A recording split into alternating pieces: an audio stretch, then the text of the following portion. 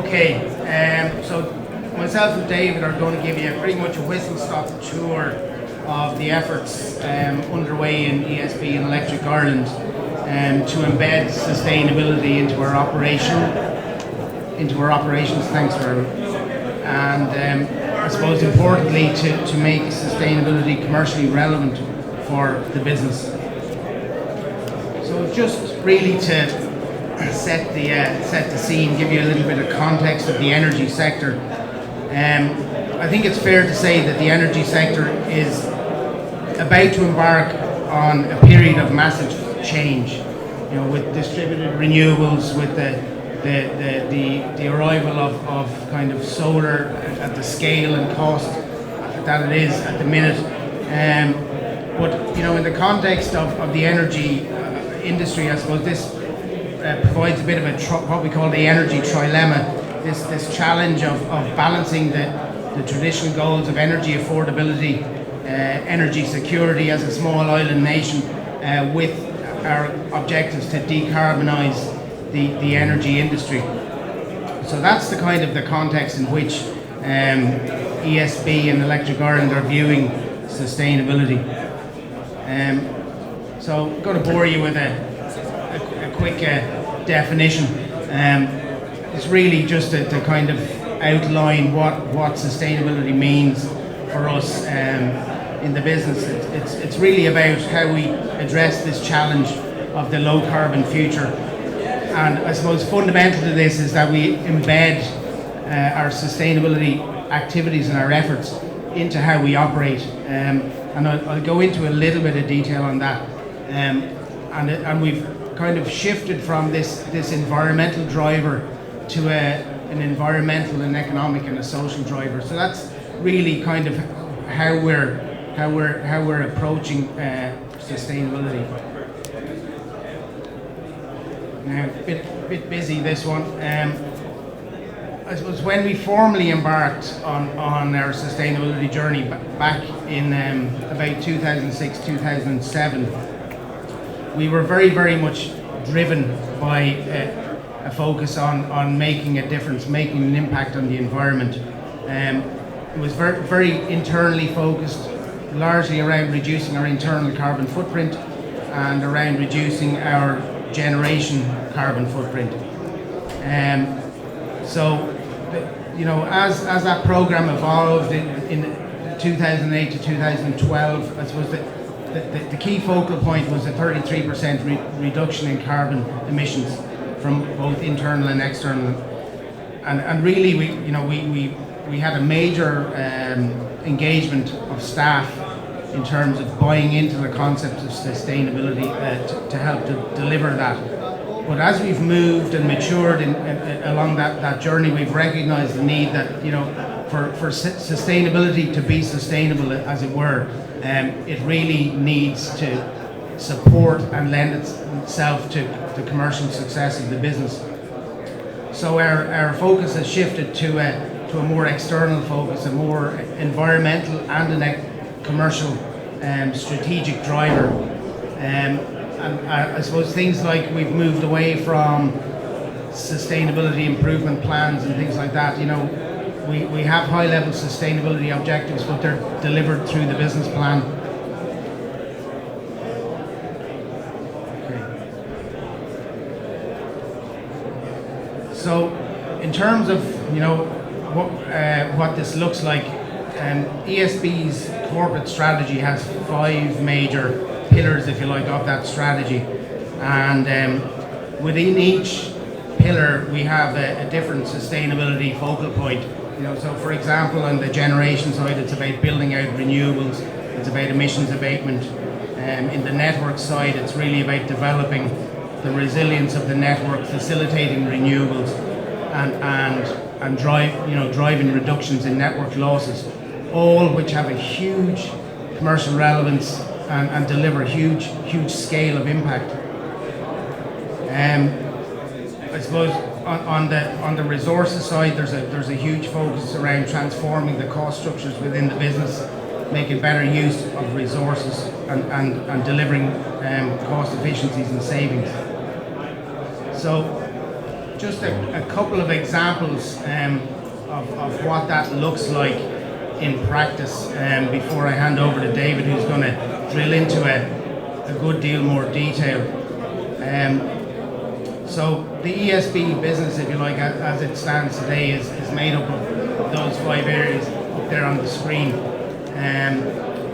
Some of the things we're doing on the innovation side, we've recently announced 2 joint ventures, one with Vodafone, an organisation called Cyro, which is delivering high-speed broadband to rural homes and businesses and communities, leveraging the installed base of the low voltage and medium voltage networks.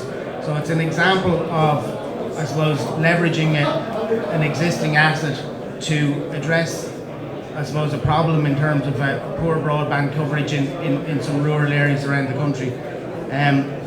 We also recently in the north, Kingspan and ESB recently announced a joint venture bringing a funded solar solution to businesses, effectively using, tapping into the potential of their vacant roof space without any upfront capital costs.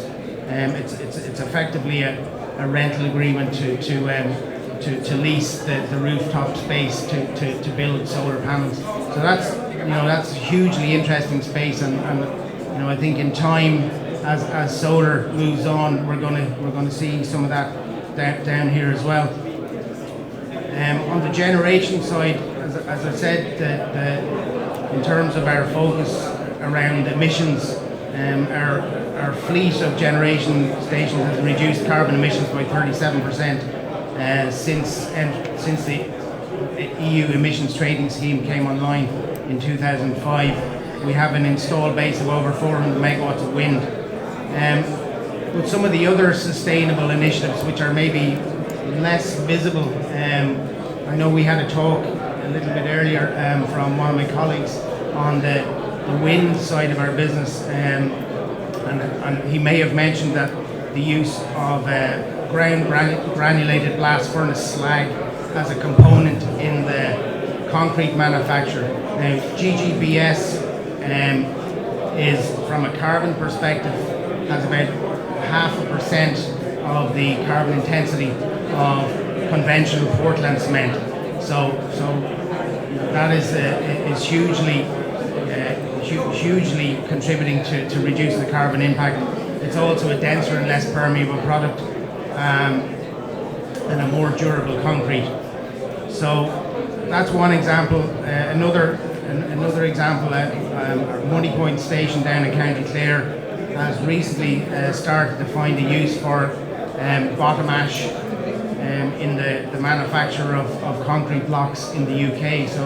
So we have the potential to export about 60,000 tonnes of bottom ash to the UK concrete block manufacturing industry. The blocks are 30% lighter, they're 50% more thermally efficient, as well as the associated other carbon benefits.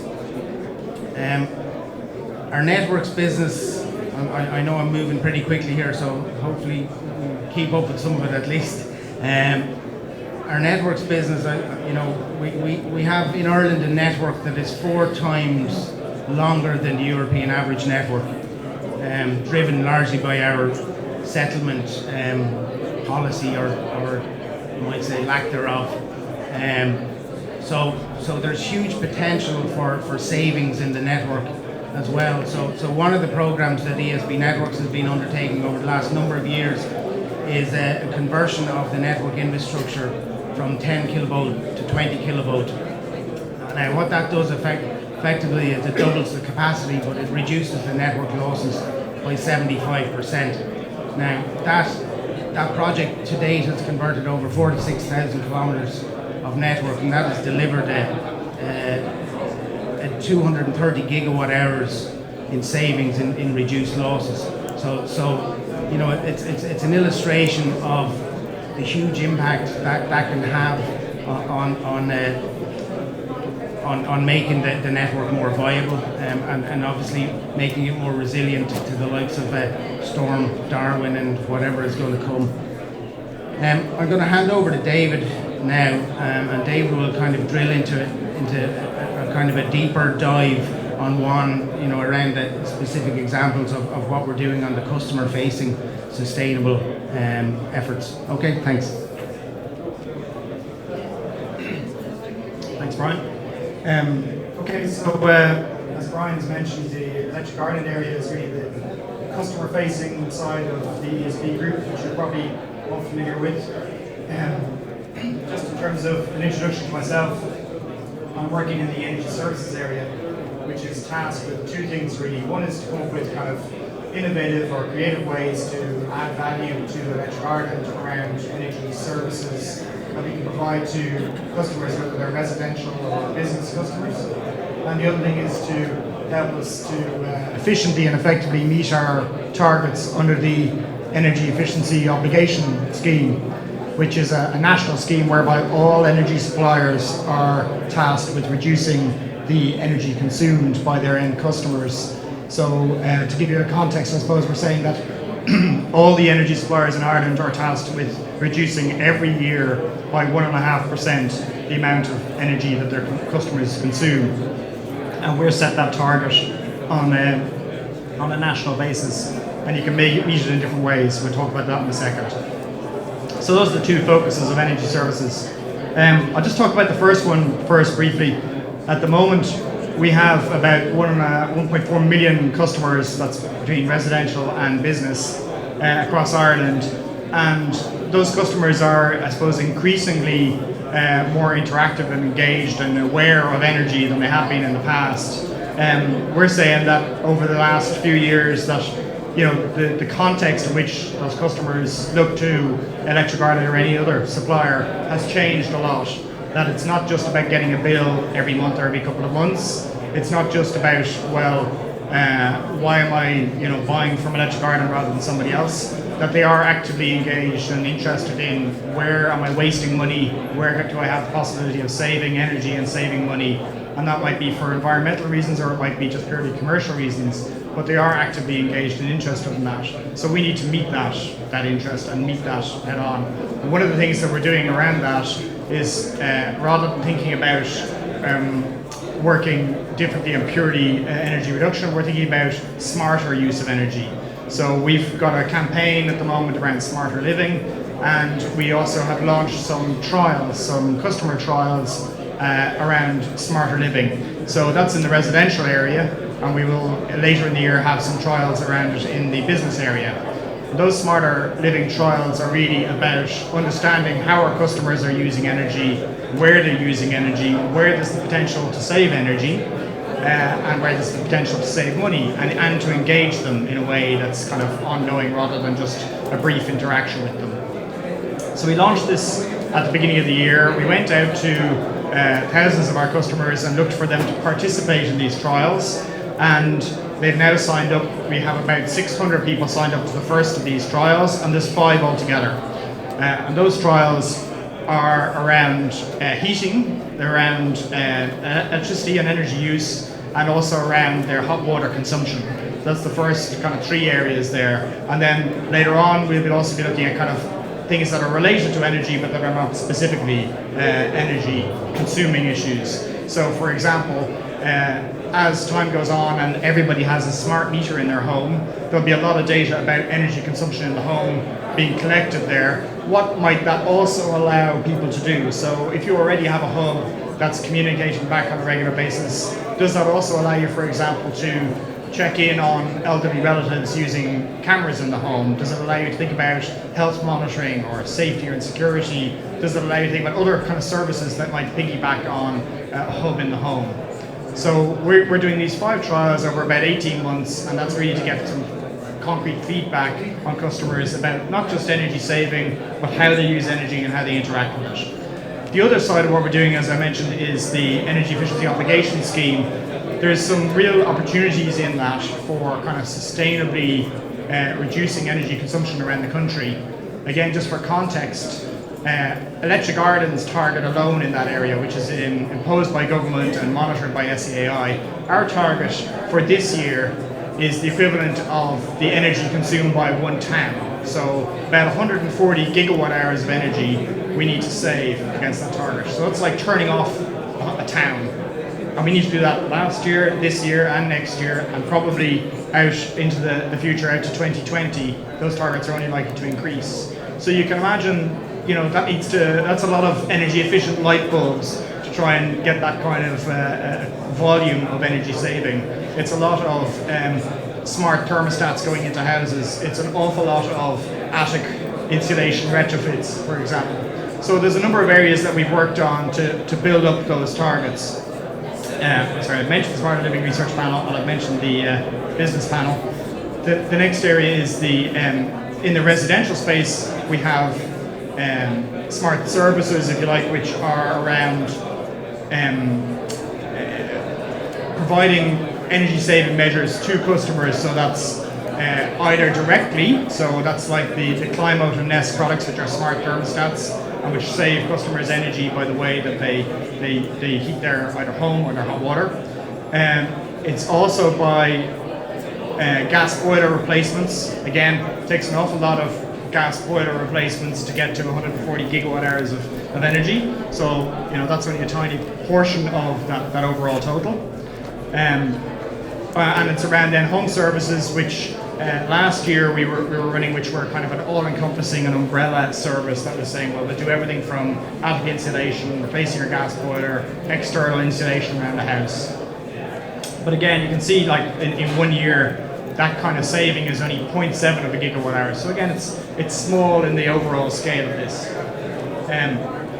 What then we have been doing over the last 6 to 9 months now is a slightly different way of achieving those targets. So that's where customers are talking to contractors. So I see some of the names are on the list here. So that's the likes of Core, Churchfield, Durkin, TLI Group down in Kerry, where they're already talking to contractors about potentially doing work in their own home. They can get a rebate back from Electric Ireland for doing that. So SEAI were speaking this morning about the grants that are available for doing those kind of energy efficiency measures.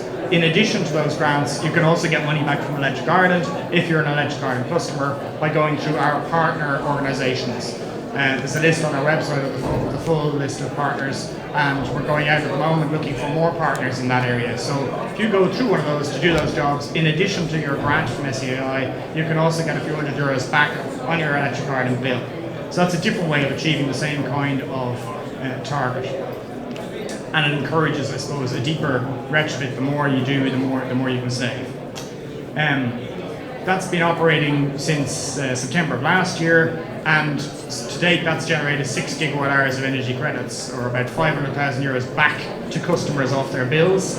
I suppose it's important to say, well, 500,000 off of 1,200 customers' bills is nice, but what's nicer is it's also generated over €5 million of actual savings on their bills. So there's a lot of money to be saved there in terms of the actual expenditure.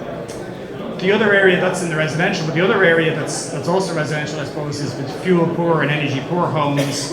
And again, just for an overview of that, we're talking about over €1 million of benefit to fuel poor customers. Those would predominantly be through the local authorities.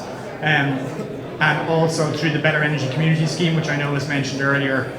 So again, there's projects there that get submitted. Electric Ireland will help co-fund those projects through these credits towards this National Energy Efficiency Obligation target.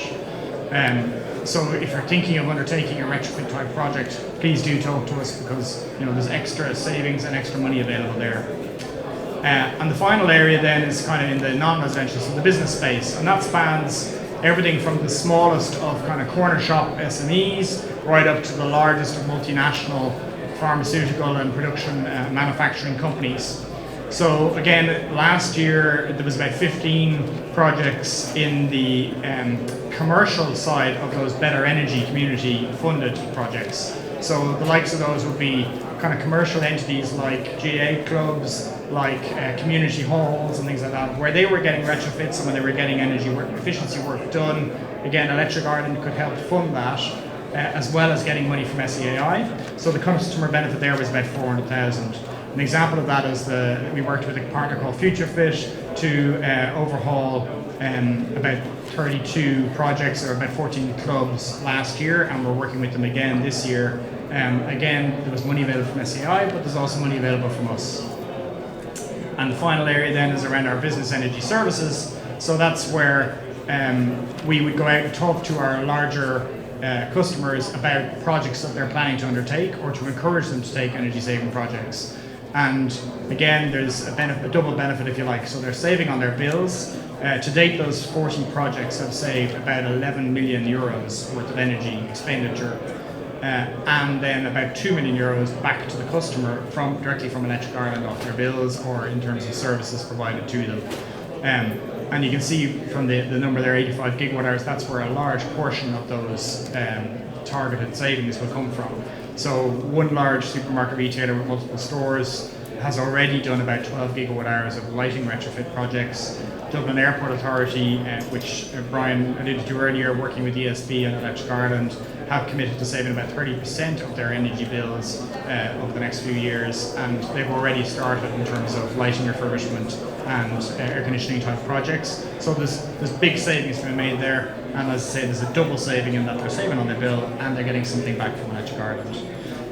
So all of that adds up to those numbers there in terms of the overall scheme, that energy efficiency obligation scheme.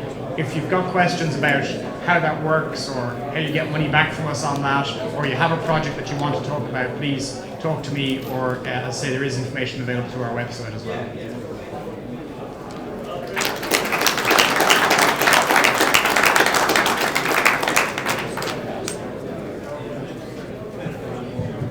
Thank you very much, Brian and David. Does anyone have any questions for ESB or Electric Ireland?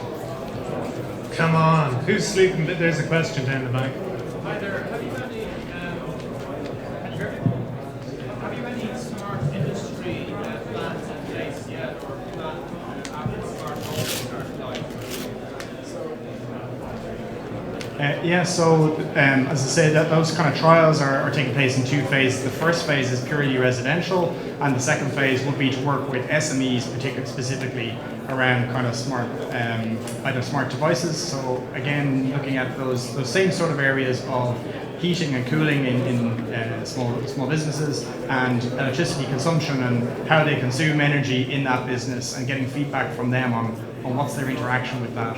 So yeah, we have, I suppose our pilot hasn't launched yet, but there will be trials in that area as well. And the other side of that would be then we have a number of partners lined up. We've just started with the first one, which I flashed up briefly there, that's Frontline Energy, and there's a couple more to follow on.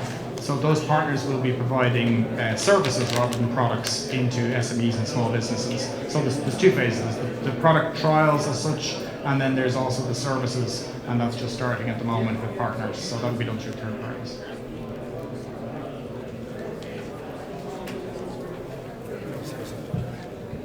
Any other questions? There's one here.